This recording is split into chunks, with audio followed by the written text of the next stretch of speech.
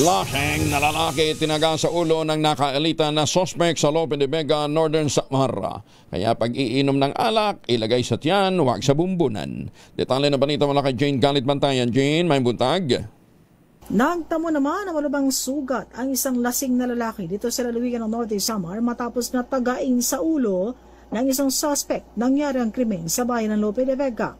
Ang suspect ay isang 43 taong gulang, may asawa, isa itong magsasaka at residente na nasabing bayan. Samantala, ang biktima naman ay isang 21 taong gulang. Sa pag-iimbestiga ng pulisya, ang biktima na lasing ay bigla na lamang daw pumasok habang lango ito sa alak sa bahay ng nasabing suspect at tuloy-tuloy ito sa laundry area upang kausapin daw sana ang misis na nagtatrabaho naman na labandera doon sa bahay na nasabing suspect. Sinaway ito na nasabing suspect na siyang may-ari ng bahay, ngunit nagalit lamang daw itong lasing at susuntukin pa sana ang nasabing may-ari ng bahay. Dahil dito, agad na kumuha ng itak ang may-ari at agad na tinaga sa ulo ang lango sa alak. Ang biktima ay nagtamo ng malalim na sugat sa ulo na agad naman dinala sa RHU. Ngunit dahil maluba ang kondisyon ang lagay nito, inilipat ito sa Northern Samar Provincial Hospital para sa masusing gamutan.